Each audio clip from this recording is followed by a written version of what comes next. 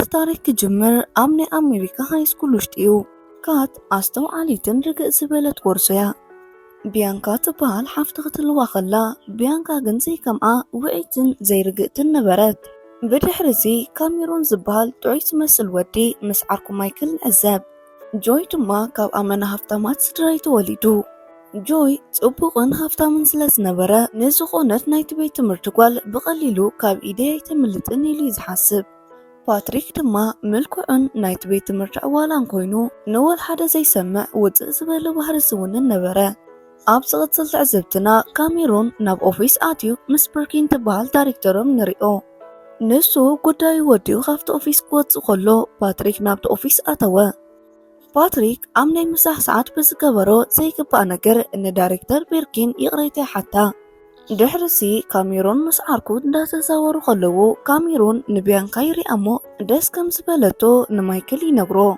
مايكل جن إز جدفا بجغا أبقى آمنا سوقات سراخينو قدم ممرقت أدما مسوال حدا فقرا وركب كهلواي خون كجمراي فقرلاني يبلو تمرتتا جميرو كلهم نناب كلاسهم أتوبو جوي دما نكات تزاريبوا كات بحركان ملسملستلو كات قدم نايت بيت تمري هببتن فتوتن قوال نبرت حجة جن زي كم قدما حرقن والحدا محساسي بالله خوين الله هاندبت دما نابت خلاصا باتريك أتوا انت عينت سابجك كم زلو مسحاتتا نسو زي فوتو سابجك بمخانو بزلو تمليسي واتس مهروت جميرو كادما ات ممهر بزعواز مهروم زنبرا زي كبا نجر تساريبا ات ممهر دما حريق يوتا ناي فداسي ساعات أخيلو ننبكز أما بسخدلو سنورو جوي مس عاركو نبيانكار إما عارك جوي دما نبيانكا حرك تبلا يتخيلني خايولو واسيخو انت دالي خانة تحس مسبلا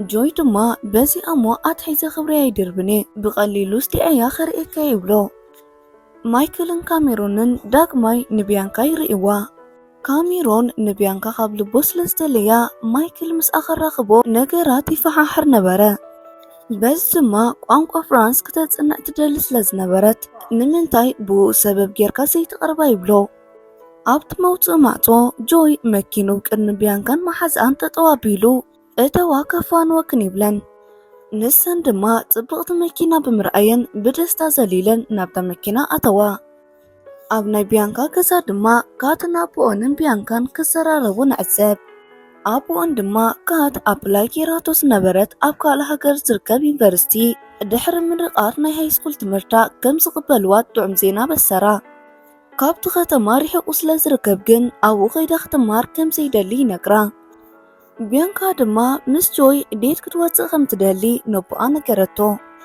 أبوان جن كم ستلمدا قدم من رقاتن ديت يخون مسودغ الرأيا كم زي كلاي نقرن بيانكا جن أيكونني لامستجقات أبو أنتما نتحقيا محيش اللامو كات كابيتو مرتهم سلو مسحادة ديسن دقيرا شعون أخخف كدالكي نساديت كي واتساتكن أنا خوت اكيل كي خيت حاسبي ولا كات دما كابت بيت مرتد فوتو ودسلا زينبرا بيانكا مسجويني موزا عدلا زت أبابا قبرو بس دما نعاي كتبلي ولا نحاد معالتي حاد ود حزت بلا كات جن إذا نجر كي تحسبي لا تخدت أبسط المعالتي كاميرون نبيانكا خرداء أب لايبراري راخبو كاميرون جن سلزي كألا نبيانكا ديت قوتي حتى انت خوانا جن حقنا يبو أنا جرتو نسا مسؤون خطوات كات مجمرة خطوات خمزة وانا جرتو بس تما كاميرون مسحف تخصوات سب كن للنا مالتي بمبال كاميرون مايكلن مدلاي تتححزوو ብዙሓት ናይ ሃይስኩል ተምሃሮ ኣኪቦም ድማ ኢንተርቪው ምግባር ጀመሩ መብዛሕትኦም ግን ሽም ናይ ካት ምስ ሰምዑ ካርካሪሎም እንዳስሓቁ ድሌት ከም ዘይብሎም ይዛረቡ በስ ድማ ዘምፅዎ ሓሳብ ክሰልጦም ኣይከኣለን ኣብ ናይ ሳይንስ ክፍለ ግዚኦም ግን ካሜሮን ንፓትሪክ ይሪኦሞ ማይክል ግን እዚ ወዲ ጥዕና የብሉን በጃኻ ግድፎ ይብሎ ካሜሮን ግን ናይ ግድን ንኻትእምን ወዲ የድልየናይ ብምባል ክዛረቦ ይኸይድ እንዳፈረሐ ድማ ንፓትሪክ ይዛረቦ ፓትሪክ ግን ብድሪል መጽሓፉ ቀዲዱ ይሰጎ ኣብ መወዳእትኡ ግን ማይክል ሓደ ሓሳብ ይመፀሉ ሓደ ሃፍታም ሰብ ደልዮም ንፓትሪክ ሰልዲ ከፊልዎ ንቃት ሕራይ ከብል ኣለዎ ይብሉ ብቕጽበት ድማ ጆይ ተዚብሎ እሞ ማይክል ክዛረቦ ናብኡ ይኸይድ። ቢያንካ ምሳኻ ብሓደ ዴት ክትወፅእ እንተደሊኻ መጀመርያ ሓፍታ ክትወፅእ ስለ ዘለዋ ንፓትሪክ ሰልዲ ክፈሎ እሞ ንሱ እውን ንሓፍታ ሓርያ ኣቢሉ ንስኻ ድማ ምስ ቢያንካ ክትከውን ትኽእል ኢኻ ይብሎ። ጆይ ድማ ብናይ ማይክል ሓሳብ ይሰማዕ። ካሜሮን ግን ጆይ ምስ ቢያንካ እንተኾይኑ ናተይ ጥቕሚ ደኣ እንታይ እዩ? ኣነ ኮ ንዓኣ ስለ ዘፍቀርኩዩ ነዚ ኩሉ ዋጋ ዝኸፍሎ ዘለኹ ብምባል ንማይክል ይዛረቦ። ማይክል ድማ ስቒልካ ጥራሕ ተዓዘበኒ ፀገም የብሉን ይብሎ። ድሕሪ ሰዓት ድማ ጆይ ናብ ፓትሪክ ብምኻድ ርግእ ኢሉ ምስ ካዴት ንኽወፅእ ይሓቶ። ፓትሪክን የዕርኽቱን ግን ይስሕቕዎ። ጆይ ድማ ነዚ ትገብሮ $20 ክኸፍለከ ይብሎ። ፓትሪክ ድማ 50 ክበሮ ኢልዎ ይሰማምዑ። ፓትሪክ ከዓ እዚኣ ደኣ ኣይተኣበይንና ብምባል ብቐጥታ ናብ ካት ብምኻድ ይዛረባ። ካት ግን ገና ምስ ረኣየቶ ጽልኢዋ ጠጠው ኣብ ዝበሎ ገዲፋቶ ኸደት። ነዚ ብርሑቕ ኮይኖም ዝከታተሉ ዝነበሩ ካሜሮንን ማይክልን ድማ ካሜሮን ተስፋ ቆርጽ ከሎ ማይክል ግን ተረጋጋእ ከርግጻዩ ይብሎ። ንጽባሒቱ ፓትሪክ ካት ካብ ድኳን ክትወፅእ መኪና ተደጊፉ ይጽበያ። ክዛረባ ዝፈተንሉ ድማ ኣታ ሰብ ስራሕ ይብልካ እንዴ ትብሎ እሞ ናብ መኪናኣ ኣተወት። ጆይ ድማ ይመጽእ እሞ ፈሊጡ ከይትንቀሳቐስ መንገዲ ዓጽዋ እሞ ናብቲ ድኳን ኣተወ። ካት ድማ ብተግባሩ ሓሪቓ መኪንኡ ካጨወትሉ። ንምሸቱ ግን ኣቦኣ ንምንታይ ንኸምዚ ዓይነት ከባድ መኪና ተጋጭዊ ሕጂ ንዕኡ ዝኸውን መሐደስ ኸማን ንኽንከፍሎ ሰልዲ የብልናን ይብላ። ካት ድማ ስለ ዝተቋየቋ ሓሪቓ ኣብ ህይወተይ ኩሉ ክትቋጻጸር ኣይትፈትን ብምባል መሊሳ ነቦኣ ክትምልሰሉ ጀመረት። ኣቦኣ ድማ ሓሪቑ ከማን ናብቲ ዝተቐበሉ ዩኒቨርስቲ ርሑቕ ብምዃኑ ኣብኡ ኸይድኪ ክትበላሸዊ ኣየፍቅደልክኒ ስለዚ ናብኡ ምኻድ ከይተሓስብዮ ይብላ። ቢያንካ እውን ተሓዊሳቶ ንምንታይ ናይቲ ዝፈትዎ ሰብ መኪና ተጋጭውሉ ብምባል ተቋየቆታ። ብድሕሪዚ ጆይ ናብ ፓትሪክ ብምኻድ ነታ ቆልዓኮ ብወል ሓደ ክተርግጽ ኣይከኣልካን ገለ ግበር እምበር ይብሎ። ፓትሪክ ድማ $100 ጥራሕ ኣምጽእ እምበር ኣብ ሰሙን ጥብከ ብለየ ይብሎ። ጆይ ድማ ኣማራፂ ስለ ዘይነበሮ ኣውፅኡ ይህቦ። ማይክልን ካሜሮንን ድማ ናብ ፓትሪክ መጺኦም ንካት ከስድዓ የተባብዕዎ። ብምቕጻል ንስኻ ንዓ እንተርጊጽካያ እዚ ትሪኦ ዘለኻ ዘሕዝን ወዲ ድማ ንምንኣስ ሓፍታ ክርግጻ ኣይጽገምኒ ይብሎ። ወሲኾም ሓደ ዝተዳለወ ፓርቲ ስለ ዘሎ ንምንታይ ናብኡ ዘይትወስዳ ኢሎም ይመኽርዎ። እነቲ ናይ ፓርቲ ወረቐት ድማ ኣብ መላእታ ቤት ትምህርቲ ይብተን። ቢያንካ ድማ ብፍቕሪ ተጸሊላ ነበረት። ኣብቲ ፓርቲ ንኽራኸቡ ተቋጺሮም ድማ ይፈላለዩ። ድሕሪዚ ቢያንካ ንካሜሮን ረኺባ ናብቲ ፓርቲ ንምኻድ ተስፋ ከም ዝቆረጸት ነገረቶ። ካሜሮን ድማ ከምኡ ይትበሊ ብገለ ንሓፍቲ ከም ትኸይድ ጌርና ንዓኽ እውን ከፍቅደልኪ ከም ዝኽእል ክንገብር ኢና ይብላ።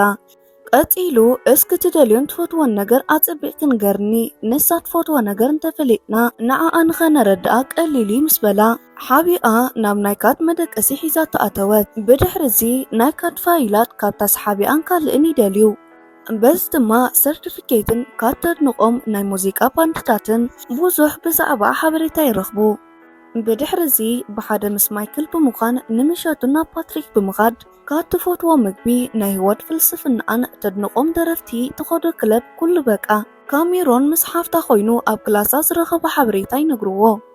ጽባሕቶም ትፈትዎ ሙዚቀኛታት ዘቕርብዎ መደብ ስለ ዘሎ ናብኡ ክትከይድ እያ ንስኻ ድማ ናብኡ ከይድካ ርኸባ ይብልዎ። ኣብ ዝቕጽል መዓልቲ ፓትሪክ ናብቲ ዝተባሃሉ ፓርቲ ንካት ክረኽባ ኢሉ ይኸይድ።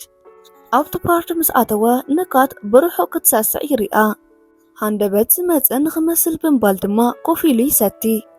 ካት ድማ መስተ ክትወስድ መጽያ ንፓትሪክ ኮፍ ኢሉ ምስ ረኣየቶ ብኸመይ መጺላ ትግረም። ፓትሪክ ድማ ነዞም ባንደዚኦም ይፈትዎም ምስ በላ ካት ድማ ምስ ኣሰማማዕ ነገር ብምዃኑ ደስ ይብላ። ኣትኩሮ ሂባቶ ድማ ዕላል ጀመሩ። ቅድሚ ምኻዳ ድማ ናብቲ ናይ ጽባሕ ናይ ትምህርቲ ፓርቲ ብሓንሳብ ዘይንኸይድ ምስ በላ እስኪ ክንረአና ብምባል ሕራይ ወይም ብኸይበለቶ ገዲፋቶ ኸደት። ቢያንካ ምስ መሓዛኣ ናብቲ ፓርቲ ብምኻድ ቀሲላ ክትሓልፍ ክትብል ኣቦኣ ይሕዛ። ቀፂሉ ናብ ኣዴኺ ከተሓቢእ ክትወፅእ ብምባል ብዙሕ ሕቶታት ይሓታ። ኣብ መንጎ ሓፍታካት ምስ መፀት በጃኺ ንዓይ ክትብሊ ናብቲ ፓርቲ ኺድ ኢላ ለመነታ። ካት ድማ ልመና ናይ ሓፍታይ ሕሲንዋ ሕራይ በለት። ማዕጾ ምስ ከፈተት ድማ ፓትሪክ ናብቲ ፓርቲ ንኽወስዳ ኣብ ኣፍ ደገ ይጽበያ ነበረ። ካሜሮንን ማይክልን ናብቲ ፓርቲ ንምኻድ ብተርባጽ ይከዳደኑ ኣለዉ። ኩሉ ተማሃራይ ድማ ኣብ ውሽጢ ደስታ ኮይኑ እቲ ፓርቲ ተጀመረ። ጆይ እውን ናብቲ ፓርቲ መፂኡ ንካት ብነገር ድንክፍ ኣቢሉ ንሓፍታ ሒዝዋ ይኸይድ። እዚ ነገር ንካት ይሕሪቕዋ ብዙሕ መስተ ሰተየት። ፓትሪክ እውን መፂኡ ምስ ተዛረባ ምስ እውን ሓሪቓ ገዲፋቶ ኸደት። ካሜሮን ድማ ንቢያንካ ረኺቡ ክዕልላ ከሎ ጆይ መፀሞ ሒዝዋ ይኸይድ። በቲ ተግባር ድማ ካሜሮን ልቡ ይስበር። ጆይ ድማ ሰትዩ ዘጨንቕ ተግባራት ክገብር ከሎ ቢያንካ ተግባራቱ የጽልኣ። ካሜሮን ሓዚኑ ምስ ረኣየ ድማ ብዝበለጸ በቲ ዝሰራሓቶ ስራሕ ተጣዓሰት። ካት ድማ ዝሰትየቶ መስተ ሰሪሕላ ኣብቶም ቅድሚ ተምሃሮ ኣብ ልዕሊ ጣውላ ደይባ ምስዕሳዕ ጀመረት። ካብ ሓፍታም ፓትሪክን ወፃኢ እንዳሳዕሰዐት ኩሎም ተምሃሮ እንዳፋፀዩ የጣቁዕላ። ኣብ መወዳእታ ድማ ልባ ጠፊእዋ ኣብ ልዕሊ ፓትሪክ ወደቐት።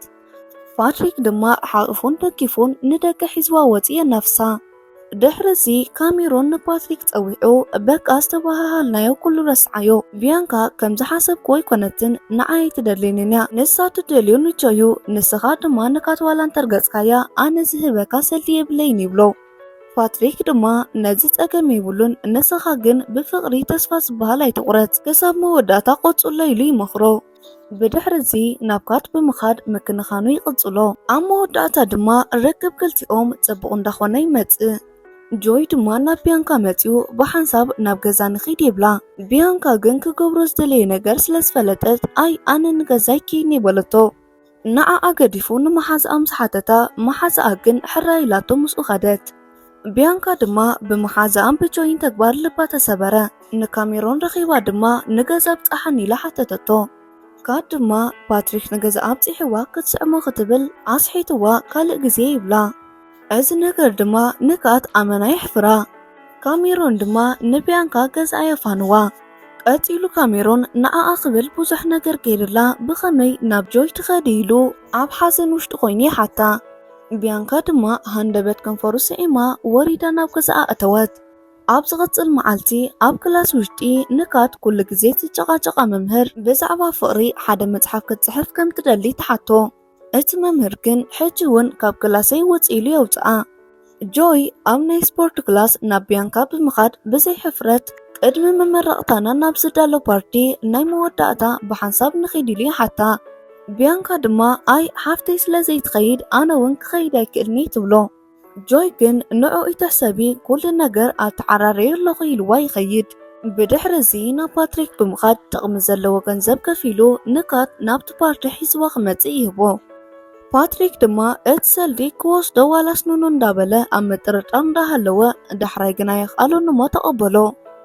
ኣብ ዝቕጽል መዓልቲ ፓትሪክ ንካት ኣብ ናይ ሙዚቃ ቑሑት መሸጢ ይሪኣ እሞ ኣተወ። ብድሕሪዚ ዓይናታ ዓሚታ ጊታር ክታርም ከላ ብናይ ፍቕሪ ዓይኒ ይጥምታ። ክዛረባ ዋላ እንተፈተነ ጠጠው ኣብ ዝበሎ ግን ገዲፋቶ ኸደት። ኣብ ዝቕጽል መዓልቲ ግን ካት ዘይተጸበየቶ ነገር የጋጥማ። ኣብ ናይ ስፖርት ክላስ ኩሎም ተምሃሮ ኣብ ደገ ከለዉ ነቶም ኩሎም ናይቲ ቤት ትምህርቲ ስፒከር ከፊቱ ብዛዕባ ካት ክደርፍ ጀመረ። እዚ ነገር ድማ ንካት የገርማን ይሕጉሳን። ኣብ ዝቕጽል ፐሬድ ካት ንፓትሪክ ክትሪኦ ደልያ ናብ ክላሱ ኸይዳ ነቲ መምህር ብዕላላ ዘነጊዓ ንፓትሪክ ከም ዝወፅእ ገበረቶ። ወፂኦም እውን ብሓንሳብ ክዘናግዑ ጀመሩ። ካት እቲ እንኮ ዝተረድእላ ሰብ ፓትሪክ ስለ ዝኾነ ምስኡ ግዜ መሕላፋ ደስ እናበላ ይመጽእ። ብሓንሳብ ድማ ኣመና ዘሐጉስ ግዜ ድሕሪ ምሕላፎም ኣብ መወዳእታ ብፍቕሪ ክልቲኦም ይሰዓዓሙ። ናብ ገዛ ኣብፂሕዋ ቅድሚ ናብ ውሽጢ ምእታዋ ግን ኮፍ ኢሎም ዕላል ጀመሩ። ፓትሪክ ኣብ ክሳዳ ይሰዕማ። ብድሕሪዚ ናብቲ ናይ መወዳእታ ፓርቲ ብሓንሳብ ክኸዱ ይነግራ።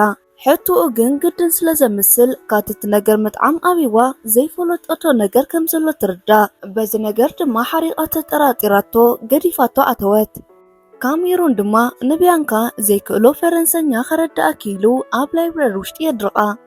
ሕራይስከ ብፈረንሰኛ ብሓንሳብ ፓርቲ ንኸይድ ኢልካ ሓተተኒ ኢላቶ ምስ ኣበዮ ዘይረብሕ ኢላቶ ኸደት። ቢያንካ ድማ ነቦኣ ናብቲ ናይ መወዳእታ ፓርቲ ናይ ቤት ትምህርቶም ክትከይድ ከፍቅደላ ትልምኖ። ኣቦኣ ድማ ወል ሓደ ዝተቐየረ ነገር ከምዘየለን ሓፍታ እንተዘይከይዳ ክትከይድ ከምዘይትኽእል ይነግራ። ቢያንካ ድማ በቦኣ ሓሪቓ ናብ ክፍላ ኣተወት። ሓፍታ መፅያ ድማ ብዛዕባ ሓደ ነገር ክንዕልል በለታ። ቅድሚ ሕጂ ንሳ ምስ ጆይ ዴት ገይሮም ከም ዝነበሩን ብዙሕ ነገራት ብሓንሳብ ከም ዝገበሩን ነገረታ። ድሕሪ ዝተወሰነ ግዜ ግን እቶም ነገራት ክገብሮም ኣይደልን እየ ስለ ዝበለቶ ንሱ ባዕሉ ገዲፍኒ ኢላ ኣብኣ ናብ ጆይን ዝነበረ ርክብ ነገረታ። ሓፍታ ድማ በቲ ሰማዓቶ ነገር ሰንቢዳ ብሓፍታ ሓረቐት። ንስኺ እዚ ኩሉ ነገር ጌርኪ ይኽለካ ሕጂ ንዓይ ዝኾነ ነገር ከይገብር ዕድለይ ትዘርግብ ብምባል ውፅኻ መደቀሲ ክፍለ ኢላ ኣውፃታ። ድሕሪ እዚ ካት ናይ ሓፍታ ድሌት ሪኣ ናብቲ ፓርቲ ንምኻድ ወሰነት። ኣብቲ ናይ ፓርቲ መዓልቲ ድማ ክልተን ኣሕዋት ፀቢቐን ይዳለዋ። ካሜሮን ድማ ይመፅእ እሞ ንቢያንካ ሒዝዋ ይኸይድ። ጆይ ከዓ ድሕሪ ካሜሮን መፂኡ ቢያንካ የላ እንድያ ኢሉ ንቦኣ ምስ ሓተቶ ኣቦኣ ድማ ምስ ካልእ ወዲ ከም ዝኸደት ይነግሮ። ኣብቲ ፓርቲ ካት ትፈትዎ ደርፊ ይጅምር። ካት ድማ ብኸመይ ነዚ ደርፊ መሪፆም ኢላ ምስ ሓተተቶ ፓትሪክ ከዓ ንሱ ነቲ ደርፊ ክፃወትዎ ከም ዝለመኖም ይነግራ። ካት ድማ እዚ ነገር ደስ ኢልዋ ብፍቕሪ ተሰዓዓሙ። ኣብ መሕፀቢ ኢድ ድማ መሓዛ ቢያንካ ጆይ ክሳብ ሕጂ ንዓኣ ዝደልያ ዘሎ ናይ ብሓቂ ፍቂርዋ ዘይኮነስ ምስ ዓርኩ ኣትሒዙ ከም ዝኾነ ነገረታ። ቢያንካ ድማ ነዚ ሰሚዓ ምእማኑ ከቢድዋ ሰንቢዳ እንዳነበዐት ካብቲ መሕፀቢ ኢድ ወፀት። ካትን ፓትሪክን ድማ ደስ ኢልዎም እንዳሳዕስዑ ከለዉ ጆይ መፂኡ ብሕርቃን ፓትሪክ ንምንታይ ቢያንካ ምሳይ ክትከውን ዝግብኣ ምስ ካሜሮን ዘላ ይብሎ። ካት ድማ እቲ ነገር ቁማር ከም ዝኾነ ምስ ፈለጠት ንሳውን ከም ሓፍታ ከፊእዋ እንዳነበዐት ወፀት። ፓትሪክ ድማ እዚ ነገር ንገንዘብ ኢሉ ዘይኮነስ ናይ ብሓቂ ፈቲዋ ከም ዝኾነ ነጊሩ ስዕማ ክብል ደፊኣቶ ናብ ገዛ ኣምርሐት። ብድሕሪ እዚ ንፅባሓይቲ ንግሆ ቢያንካ ናብ ካት መፅያ ንናታ ፍቓድ ክትመልእ ናብቲ ፓርቲ ስለ ዝኸደት ኣመስገነታ። ኣቦኣ መፂኡ ናብ ዝደለየቶ ዩኒቨርሲቲ ከይዳ ክትመሃር ምስ ነገራ ካት ኣመና ተሓጎሰት። ዳሕራይ መምህሮም ኣብ ክላስ ግጥሚ ከንብቡ ይእዝዞም።